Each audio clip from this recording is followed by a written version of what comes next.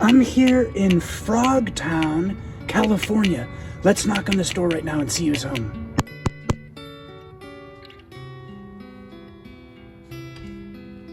Hello. Hey, Wylie, how are you there? I'm doing good. How are you? I'm doing well. What are you doing in there today?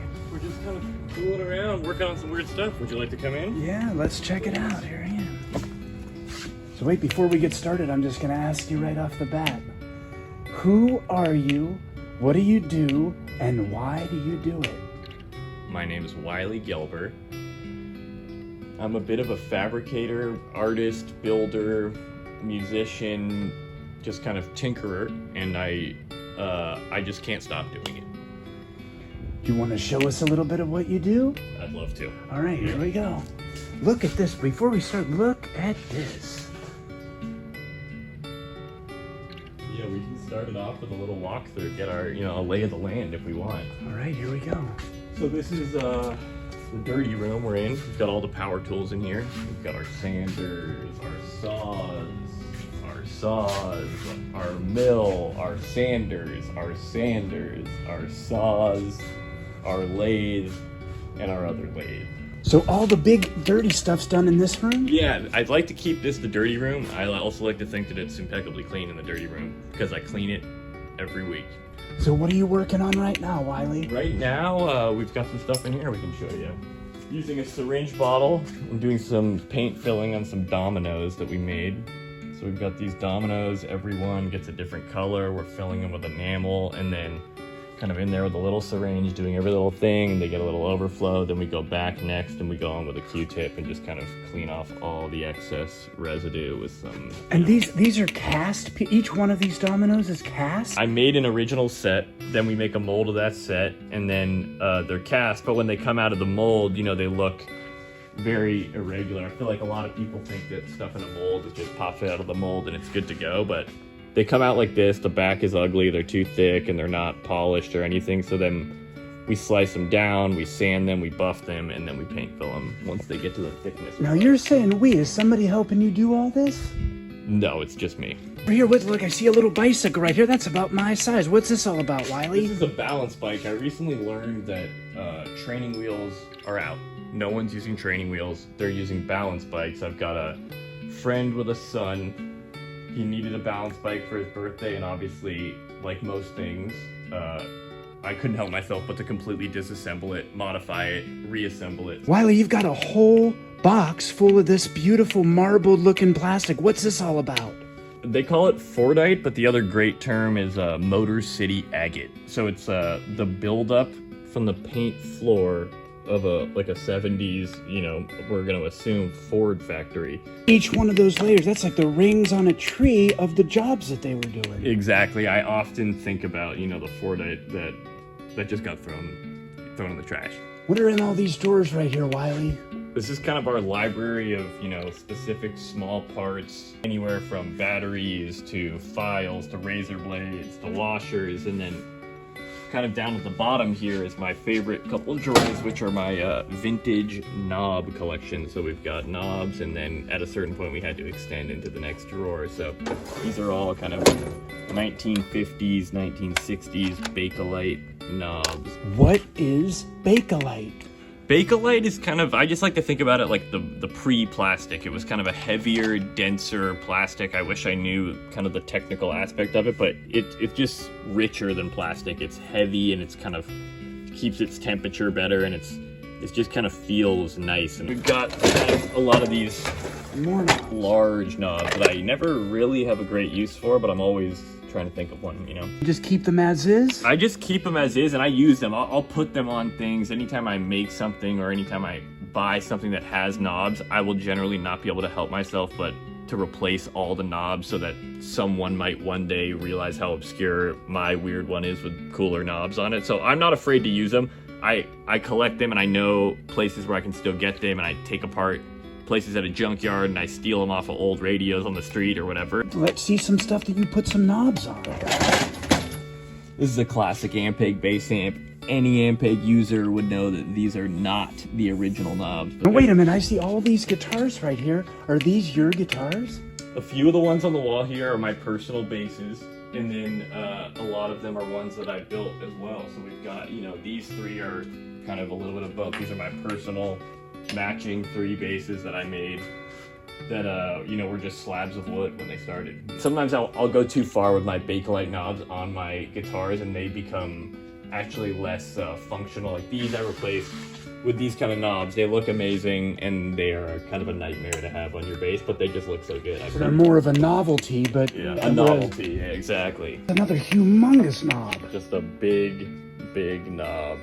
I've been dying to put a guitar together with just a single kind of large knob on there, a 1-volume guitar, but so far no buyers on that one.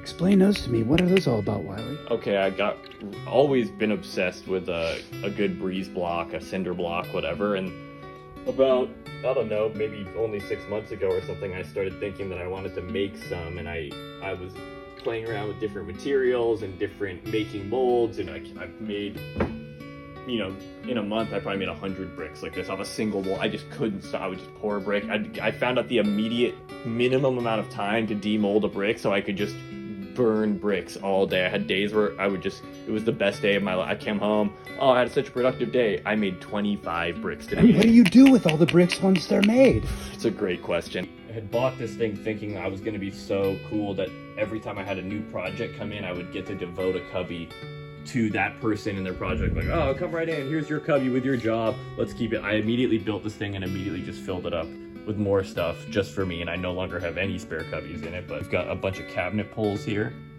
Popped out of the mold, another kind of thing. Once you start casting them, you just kind of can't stop. Wait a minute, what about safety, Wylie? When you're using these resins and stuff, what are the safety measures you're taking? So I think a lot of the new resins, they're not as toxic as they once were, or at least that's what I like to tell myself. Yet another tray of goodies. This is pretty much exactly that. You know, a friend who made a stainless steel vertebrae. We've got a kind of a bronze frog. Drippings from a nickel factory. An antiquated old machine here that makes plaques. Wylie, what's this all about? Well, I've obviously been obsessed with plaques like anyone with eyes my whole life, so I used to, you know, I was always seeing plaques everywhere, whether I'm at like the DMV or someone's bathroom, and I was, you know, becoming borderline klepto with them, where I would carry around screwdrivers and I would take the plaques off of old things because I loved them so much. Eventually that led me to finding a trophy shop that still made the plaques in kind of the old way that I liked them. And wait, technically, what do you call these machines? I like to call them rotary engravers. How do they work? Is it easy to operation here? I wouldn't say they're easy, but they do kind of make sense, and they kind of feel like an old Game Boy where eventually you can kind of enter your way out of anything in some way, shape, or form, or you just turn it off and turn it back on. And they have a bit of a mind of their own, and that's kind of what makes the quality of the cut so cool. And how do you get the fonts? Where are the fonts in this? You buy these individual cartridges, and these go in the side. It can hold 2 of them at a time, and they have anything from fonts to symbols to, I have one that only carves female figures playing sports. You mind cutting something for us right now? Make a little plaque? I would love to. I think we're gonna go with red cut to white. We've got a 1-7, let's call it 1. There we go, and it's never quite what it appears to be. I know it shouldn't be that low, and I don't even think it is, but the computer kind of thinks it is, which is fun.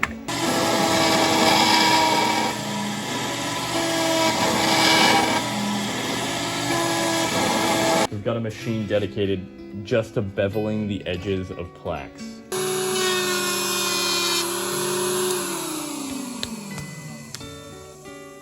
And look at that. That beveled edge is really what it does. It really adds that bit of professionalism. It really makes it nice. It took me years to get it. I never knew this was a machine that existed till I met an old, like, 100-year-old plaque guy, and he told me about it, and he sold me one. So wait a minute, there's like a whole scene of plaque people? Well, I didn't know that there was. I thought I was alone.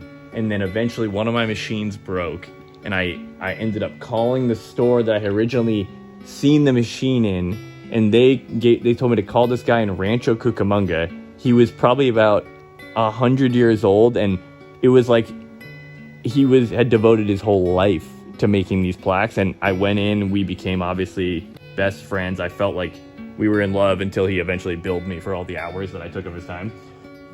One of the main things we cast a lot of around here are dandelions. So here's an example of a dandelion kind of just fresh out of the casting. You glue it to a block, you chuck it up in the lathe, and then you begin kind of the cutting process about mid-cut. And as we go on and on, they end up looking like this.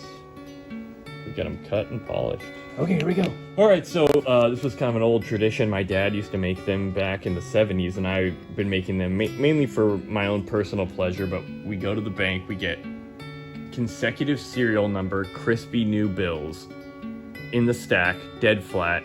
We bind them, and we make ourselves kind of peel off dollar bills.